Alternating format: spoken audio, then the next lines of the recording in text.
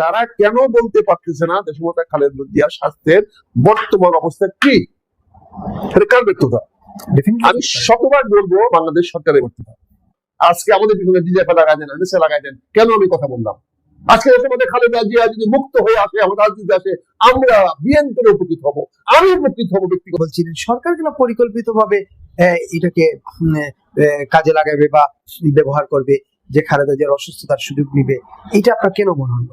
সরকার তো তাকে এসএসএফ দিচ্ছে, রাষ্ট্রের বিশেষ গুরুত্বপূর্ণ ব্যক্তি হিসেবে স্বীকৃতি দিচ্ছে, প্রজ্ঞাপন জারি করেছে, নিরাপত্তা জোরদার করেছে। আপনার প্রশ্নের উত্তর জবাবটা আমি তিনটা ভাগে দেব প্লিজ। প্রথম ভাগ হলো দেশমাতা খালেদা জিয়া যখন হাসপাতালে গিয়েছিল তখন কিন্তু সরকার কোনো খোঁজখবর নেন নাই। আপনি জানেন যে আমি হাসপাতালে ভর্তি ছিলাম, সেখান থেকে আমি ওনাকে দেখতে গিয়ে ওনার কাছে গিয়ে ওনার রুমে ঢুকতে পারি না, কিন্তু বাইরে থেকে দেখে যেটা মনে হলো তার প্রতি সঠিক পরিচর্যা নেওয়া হচ্ছে না। তো 24 তারিখে আমি ওদের হাসপাতালে ভর্তি হয় নাই, আমি সেখানে পরিষ্কার বললাম যে চিকিৎসা করা হচ্ছে না, ওনাকে 48 ঘন্টা অবজারভেশন রাখা হয়েছে, অবজারভেশন কোন অবস্থাতে চিকিৎসা নয়। কাজে সেখানে আমি ওনাকে পরিষ্কার বলছি যে আপনার চিকিৎসা শুরু করেন। তারপরে আমি 25 তারিখে বলছি যে এখন পর্যন্ত প্রধান উপদেষ্টা কেন একবার দেখতে আসতেন না, এমন কিন্তু স্বাস্থ্য উপদেষ্টা এখন দেখতে আসতেন না। সেখানে আসিফ নজরুল দেখতে গিয়েছিল। আমি চ্যালেঞ্জ করছি, আসিফ নজরুল কে? তাহলে ম্যাডামের কি লাস্ট উইল লেখার জন্য উনি গেছিল, গ্রহণ করার জন্য? তার পরের দিন দেখা গেল 26 তারিখে বা 25 তারিখ রাত্রে প্রধান উপদেষ্টা গেলেন। আমার প্রশ্ন, আপনি এতদিন পরে কেন গেলেন এবং যাওয়ার আগে আমাদের এত কথা কেন বলতে হলো? কারণ আমরা তো বলেছিলাম যে আপনি যাওয়া মানে এটা রাষ্ট্রীয়করণ হয়ে গেল, এটা সরকারিকরণ হয়ে গেল। সরকারি ডাক্তাররা তখন ওনাকে দেখতে যাইতে কোনো কার্পণ্য বোধ করবে না, দ্বিধাবোধ করবে না, কোন রকম ইনসিকিউর ফিল করবে না। কিন্তু সেটা না করে আপনি করলেন না। তারপরে যাওয়ার পরে দেখেন কি হলো, উনি পরে আরেকবার গেলেন, 2 বার গেলেন, ওনাকে ভিভিআইপি ডিক্লেয়ার করলেন, ওনার নিরাপত্তার জন্য 3 বলয়ের সিকিউরিটি অ্যারেঞ্জমেন্ট করলেন। এগুলো কিসে আলামত? তো সামথিং ডাল মে কুছ কালা হ্যায়। এখন সরকার এইটা প্রথম যে সরকার দেশমাতা খালেদা জিয়ার কোনো কিছু হইলে এই ক্ষোভটা যে মানুষের মধ্যে সৃষ্টি হয়েছিল, এই যে মানুষের মধ্যে একটা আক্রোশ সৃষ্টি হয়েছিল, মানুষের মধ্যে একটা মানে বিশাল ক্ষোভ তৈরি হয়েছিল, সেই ক্ষোভটা সরকারের বিরুদ্ধে মানুষ হয়তো বিএনপি লোকেরা হয়তো বিস্ফোরিত হতো।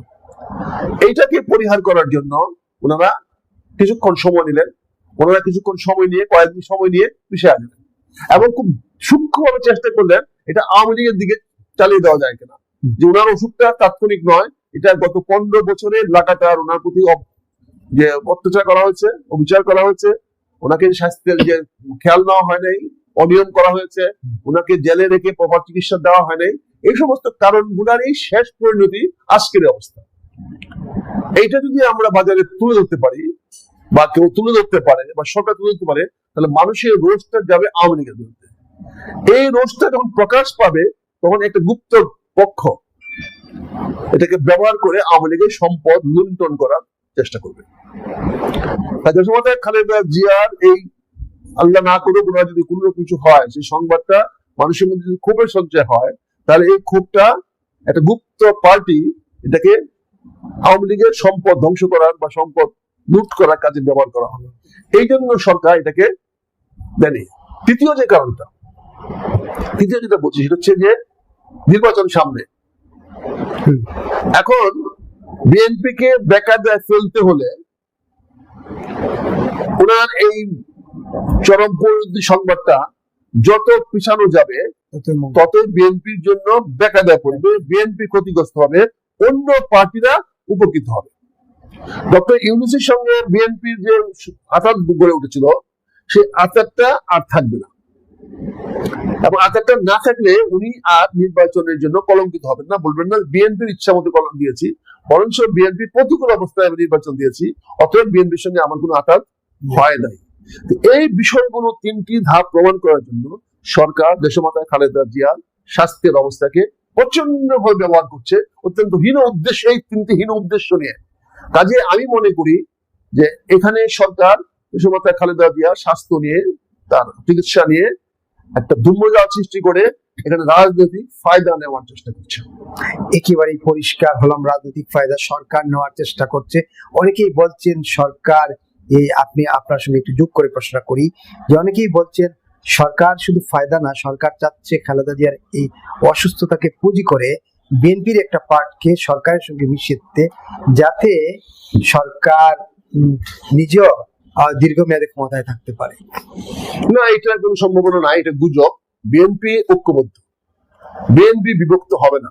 দেশমাতা খালেদা জিয়ার অধীনে বিভক্ত হয় নাই, তারেক রহমান সাহেব অধীনে বিভক্ত হবে না, সেটা অন্য বিষয়। তারেক রহমান সাহেব আসতে পারেন নাই, মায়ের কাছে পৌঁছতে পারেন নাই, উনি ওনার স্ত্রীকে পাঠিয়েছেন, উনি ওনার দায়িত্ব পালন করেছেন। কিন্তু বিএনপি খণ্ডিত হওয়ার কোনো সম্ভাবনা আমি দেখি না। কারণ বিএনপি দেশমাতা খালেদা জিয়ার আল্লাহ না করুক যে কোনো ঘটনা ঘটার পরে, চূড়ান্ত ঘটনা পরে, সেখানে বিএনপি শক্তি আরো বাড়বে, আরো একত্রিত হবে এবং তারেক রহমানের প্রতি তাদের আনুগত্য আরো অনেক গুণ বেড়ে যাবে। আজ বিএনপির মধ্যে বিভক্তির আমি কোনো লক্ষণ দেখি না, এবং লক্ষণ কিন্তু আমি সম্ভাবনা দেখি না। কিন্তু খালেদা জিয়ার অসুস্থতা নিয়ে তো বিএনপির নেতাদের এক এক রকম এক একজন কথা বলেন। একজন বলেন এয়ার অ্যাম্বুলেন্স আসতেছে, আরেকজন বলেন ওনাকে বিদেশ নেওয়ার অবস্থায় নেই, আরেকজন বলেন অবস্থা অবজার্ভ করতেছি, সুযোগ হলে আমরা বিদেশ নিব, আরেকজন বলেন উনি বিমান চড়ার উপযোগী হলে বিদেশ নিব। এই যে নানা রকম কথাবার্তা, এটার মধ্যে তো এক ধরনের বিশৃঙ্খলা দেখা যায়। না, এটা বিশৃঙ্খলা হিসেবে আমি দেখবো না। এটা নেতারা তাদের জাতীয় দায়িত্ব পালন করছেন কর্মীদেরকে সান্ত্বনা দেওয়ার জন্য। না হলে হাজার হাজার কর্মী সারা বাংলাদেশ থেকে হাসপাতালে আসা শুরু করে দিয়েছে। ফলে এই যে মানুষের জমায়েত হচ্ছে, মানুষগুলোকে পরে হয়তো নিয়ন্ত্রণ নাও করা যেতে পারে। তো ইনডাইরেক্টলি তারা বলে দিচ্ছেন আপনারা এখন আইসেন না, আসার দরকার নাই। এটা ডাইরেক্টলি না বলে এই সমস্ত ঘটনাগুলো বলে তারা বলার চেষ্টা করছেন। দেখেন, এখানে আওয়ামী লীগের বিএনপির পক্ষে সাফাই গাওয়া ব্যাপার না, ব্যাপারটা হলো দেশ জাতির স্বার্থ বড় জিনিস। আজকে দেশ জাতির স্বার্থে আমাদেরকে বিশৃঙ্খল পরিবেশ সৃষ্টি কারো কাম্য হতে পারে না। প্রশ্ন, আমি তো চাইবই না।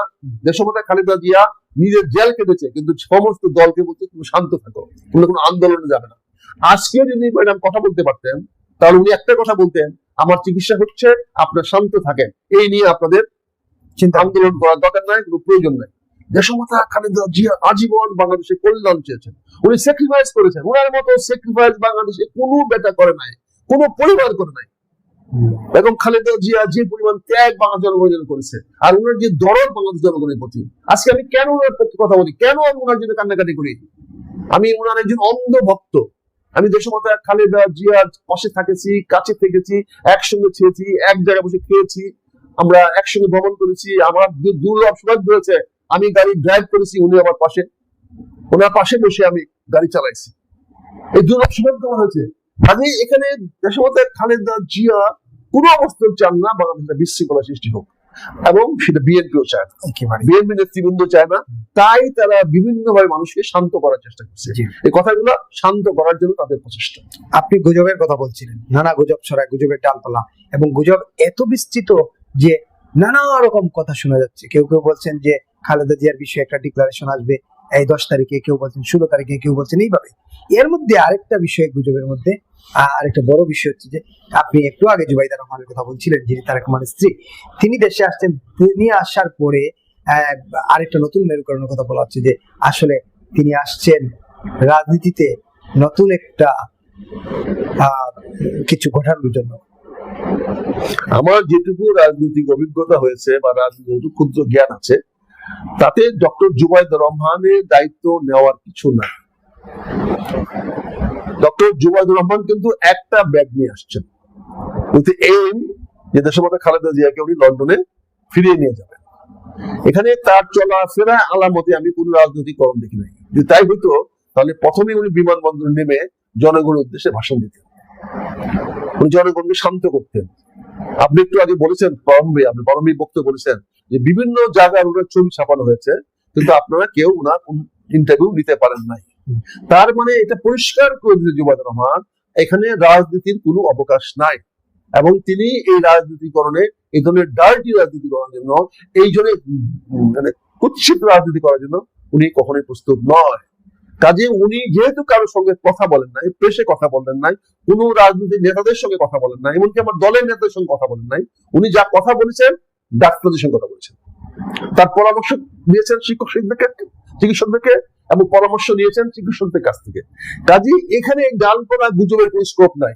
আমারই ক্ষুদ্র জ্ঞানে বলে যে তারেক রহমানের বাইরে তারেক রহমানই আছে, অন্য কেউ বিএনপির হাল ধরতে পারবে না, ধরবেও না, এবং ধরার কোনো প্রয়োজনও নাই। তারেক রহমানের দোষ গুণ থাকতে পারে, আমি তার বিরুদ্ধে প্রচন্ড বিদ্রোহ করেছি, আমি তাকে অত্যন্ত নাজেহাল ভাষায় কথা বলেছি এই জন্য তার হ্যাডমটাকে জাগানোর জন্য তাকে আমি আঘাত করার চেষ্টা করেছি, যাতে সে বক্রাঘাত করার মধ্যে জেগে যায়, সে যে ঘুমিয়ে আছে, তাকে যে ভুল বোঝানো হচ্ছে, এখান থেকে বেরিয়ে আসার জন্য তাকে আমি অকথ্য ভাষায় কথা বলেছি, তাকে আমি ব্যক্তিগতভাবে আক্রমণ করেছি। কেন? বিকজ আমি ওনাকে জাগাতে চাই। এই দেশের alternative madam Khaleda Zia alternative নেতা, দেশমাতা খালেদা জিয়ার অল্টারনেটিভ নেতা, একমাত্র অল্টারনেটিভ নেতা।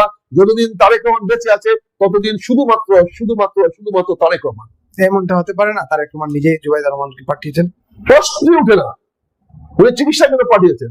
নেতৃত্বের বিকল্প প্রশ্নই ওঠে না, প্রশ্নই ওঠে না। যে লোক বেদারের কাছ থেকে নেতৃত্ব নিয়েছেন, সে একজন নেতৃত্ব দিবে তার স্ত্রীকে। এরকম রাজনৈতিক মনে করেন না, এ রাজনীতি কোনো গেম নাই। হ্যাঁ, হতো যদি বুঝতাম যে জুবাইদুর রহমান বিমানবন্দরে নেমেই হাত তুলেছেন, হাসপাতালে গিয়েছেন, কোন দর্শকের প্রতি কারোর প্রতি হাত তুলেছেন? উনি এখন পর্যন্ত দলের কোন নেতাদের সঙ্গে আলাদা আলোচনা করেছেন? তাহলে আপনি কি করে বলবেন যে রাজনীতি করে আসবেন? করেছেন কি করেছেন না সেটা তো প্রকাশ্যে আসতেছে না। না, আমরা তো দেখতেছি প্রকাশ্যে আসছে তো খবর হতো। আপনারা কি এই সাংবাদিকরা কি আমার না হয় ইন্টেলিজেন্স ফেল করছে, আমার না গোয়েন্দারা ফেল করছে? আপনারা জানো সাংবাদিকরা কি আপনারা গোড়ায় ঘাস কাটতেছেন? কঠিন কথা বলছেন। তাহলে সত্যটা বেরিয়ে আসবে, আপনাদের কাছ থেকে বেরিয়ে আসবে। এদেশে জানো সাংবাদিকরা বেরিয়ে আসবে, হয়তো প্রকাশ করতে পারতেছে না, কিন্তু কানাঘুষার মাধ্যমে তারা খবরটা লিক করে দিতে হবে, এবং বিভিন্ন লিকের মাধ্যমে খবরটা বিভিন্ন মাধ্যম থেকে চলে আসতো। ধরুন আমি অনেক কথা বলছি না, তারা তো আমাকে ওষুধ দিত যে হ্যাঁ ভাই আপনি যেটা বলছেন সঠিক, আমাদের তথ্য আছে, এই তথ্যটা নেন, আপনি আরো বলেন। কিন্তু আমাকে তো কেউ তথ্য দেয় নাই, আমাকে তো কেউ যোগাযোগ করে নাই।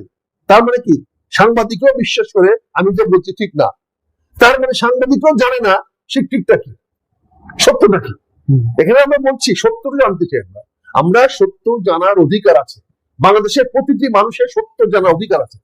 কাজে আমাকে সত্যটা বলেন, দেশমাতার স্বাস্থ্য কি অবস্থায় আছে এটা জনগণের জানার অধিকার আছে। একেবারেই প্রশ্নটা করতেই চাই এই জায়গায়, এই সত্যটা কেন প্রকাশ করা হচ্ছে না? এবং আমি যে প্রশ্নটা আপনাকে করতেই চাই, পৃথিবীব্যাপী যে যখন কাউকে ভিভিআইপি ঘোষণা করা হয় রাষ্ট্রের তরফ থেকে, সরকারের তরফ থেকে, তখন তার সকল দায়িত্ব রাষ্ট্রের এবং সরকারের, এবং সেখানে হয় সংশ্লিষ্ট কর্তৃপক্ষ মানে হাসপাতাল কর্তৃপক্ষকে বলা হবে প্রতি 1 ঘন্টা পর অথবা প্রতিদিন সন্ধ্যা 7টায় বা দুপুর 2টায় একটা ব্রিফিং, একটা টাইমে একটা ব্রিফিং হবে স্বাস্থ্যের পরিস্থিতি নিয়ে, কিংবা সরকারের তরফ থেকে একটা টিম এই ব্রিফিং করবে। কিন্তু আমরা সেটা দেখি না, আমরা প্রতিদিনই দেখি এজেএম জাহিদ ছাড়া আর কোনো ব্রিফিং নাই, আর বিএনপির এক নেতা এক রকম বলেন।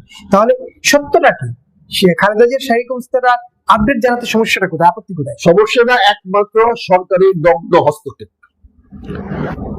সরকারের নগ্ন হস্তক্ষেপের কারণে না পারতেছে সত্য কথা প্রকাশ করতে হাসপাতাল কর্তৃপক্ষ, না পারছে সত্য কথা প্রকাশ করতে বিএনপি নেতৃবৃন্দ, তাও ভয়ের মধ্যে আছে, হুমকির মধ্যে আছে, না পারছে দেশের তাবৎ প্রফেশনাল ঝানু সাংবাদিক ভাইরা। এটা সরকার অত্যন্ত এরকম ভাবে, এই দেশের সরকারের, বাংলাদেশ সরকারের একটা বিশাল গুপ্ত বাহিনী আছে, যেটা আপনারা জানেন না, জানার চেষ্টা করেন না।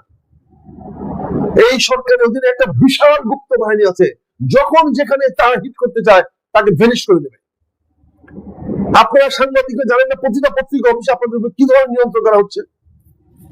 আজকে 71 টেলিভিশন কার দখলে, আজকে 24 নিউজ 24 কার দখলে?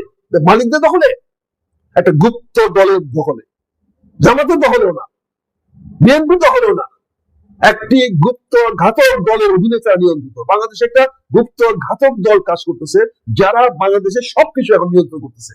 এর বাইরে যাওয়ার ক্ষমতা কারো নাই, যদি না একটা গৃহযুদ্ধ বাঁধে, যদি না তাদেরকে আপনি আনার্ট করেন, যদি না তাদেরকে গুপ্ত থেকে বাইর করে নিয়ে আসেন, না হলে এই দেশে আপনি কিছুই করতে পারবেন না। সরকার নিজেও এই গুপ্ত বাহিনীর হাতে বন্দী, জিম্মি এবং নিয়ন্ত্রিত। আপনি তো বলেন সরকারের গুপ্ত বাহিনী তারা, তাহলে সরকার তার হাতে জিম্মি থাকবে কেন? সরকারের গুপ্ত বাহিনী বলে তো জিম্মি, সরকার তো গুপ্ত বাহিনী পালাতে পারে না, সরকার তো কোনো অধিকার নেই গুপ্ত বাহিনী পালা। কাজে গুপ্ত বাহিনী কাকে বাধ্য করছে, এবং সরকার সেটাকে ওন করে জনগণের সামনে অত্যন্ত নির্দোষ শান্তিপ্রিয় একটা মানুষ হিসাবে প্রকাশ করার চেষ্টা করছে। এই গুপ্ত বাহিনীর শক্তির নেপথ্যে কারা? এটা বলার মতো সাহস আমার নাই, কারণ আমি এখনো তাড়াতাড়ি ওদের টার্গেট হতে চাই না। তবে আমি জানি, আমাকে ইন্টারোগেট করেন, আমাকে ডিপ থেরাপি করেন, আমি বলে দেবো, কিন্তু ইচ্ছা কিন্তু বলবো না। একেবারে, তার মানে একটা গুপ্ত বাহিনী বাংলাদেশের রাজনীতি এখন বিচারণ করছে রাজনীতিকে একদম ছন্নছাড়া করে দিতে, নাকি? অবশ্যই 100 আপনি পছন্দ, আমি 100 একমত পোষণ করছি। বাংলাদেশের রাজনীতি অনেকদিন ধরে বিরাজনীতি করার চেষ্টা চলছে। -2 এবার -4 খালেদা জিয়াকে সরাতে পারলেই তাদের সেই এই গুপ্ত বাসনা পূর্ণ হবে, নাকি? এরা বসে আছে একটা নির্বাচনের জন্য। নির্বাচনের মাধ্যমে কারা ক্ষমতায় আসে তার উপর নির্ভর করছে এই গুপ্ত বাহিনীর প্রকাশটা হবে কি হবে না। যদি তাদের লাইক মাইন্ডেড কোন রাজনৈতিক দল ক্ষমতায় আসতে পারে তাহলে তারা গুপ্ত থেকে যাবে, এবং গুপ্ত থেকে ওই সরকারকে তারা বিভিন্ন জায়গা থেকে সাপোর্ট দেবে, সহায়তা করবে, যাতে কোনো বিরোধী মাত্রা মাথা দিয়ে তুলে উঠতে না পারে। আর যদি তাদের বিকল্প কোনো সরকার চলে আসে, তাদের বিরোধী কোনো সরকার চলে আসে, কিন্তু বিএনপি ক্ষমতা চলে আসে, তাহলে এই গুপ্ত বাহিনী আত্মপ্রকাশ করে বিএনপিকে 3 মাসও ক্ষমতা থাকতে দিবে না। এরই কারণে আজকের সময় খালেদা জিয়ার সংবাদগুলা, চিকিৎসা সংবাদগুলো আমরা পাচ্ছি না। এই গুপ্ত বাহিনী যখন ক্লিয়ারেন্স দিবে তখনই সরকারও ক্লিয়ারেন্স দিবে, তখনই হাসপাতাল থেকেও আমরা জানতে পারবো বাংলাদেশ আজকে একটা ভয়ঙ্কর গুপ্ত বাহিনীর নিয়ন্ত্রণে চলছে। এটা আমাদেরকে বলতে হবে, বুঝতে হবে, জানতে হবে। শেষ প্রশ্নটা করি, তাহলে বেগম খালেদা জিয়ার বিদেশ যাত্রা বা চিকিৎসার জন্য লন্ডন যাত্রা, সেটা কি আসলে একটা জিনিস বোঝার চেষ্টা করেন আপনারা সাংবাদিক মানুষ, ওনারা যদি চিকিৎসার জন্য লন্ডন যাত্রা যেতে হয় তাহলে এর কোনো সমস্যা না, কিন্তু ওনাকে এখন প্লেনে উঠাবেন কিভাবে? ওনাকে তো স্ট্রেচার দিয়ে উঠাতে পারবেন না, ওনাকে উঠাইতে হবে পুরাই আইসিইউটা নিয়ে, পুরা সমস্ত ডিভাইস গুলো লাগানো, ডিভাইস গুলো নিয়ে লাগানোর মতো তো কোনো অ্যাম্বুলেন্স বা হসপিটাল গাড়ি তৈরি হয় নাই। একমাত্র মিলিটারি হসপিটাল তৈরি হয়েছে যারা যেগুলো ট্যাঙ্ক উঠায় এরকম ভাবে পুরো হাসপাতালের ভিতরে ঢুকাই দিতে পারে, কিন্তু সেটা এয়ার কন্ডিশন না, এটা তো চাপ নিয়ন্ত্রিত না। কারণ ওনার জন্য এখন কি একটা এয়ার কন্ডিশন হাসপাতাল বানাবে বলেন? কাজে ভিতরে থাকলেও সমস্যা ছিল না। যেমন এয়ারফোর্স 1 আমেরিকান প্রেসিডেন্টের যে প্লেন, এটা তো প্রেসিডেন্টের ভিতরে যদি কিছু হয়, ভিতরে কিছু হয়, বাইরে কিছু হলে তো ওনাকে বড় প্লেন উঠাবে না। প্লেনের বাইরে, এয়ারপোর্টের বাইরে কিছু হলে ওনাকে তাৎক্ষণিকভাবে যে কোনো হাসপাতাল নিয়ে যাবে, তার জন্য মোবাইল অ্যাম্বুলেন্স তার কাছে আছে, সে অ্যাম্বুলেন্সে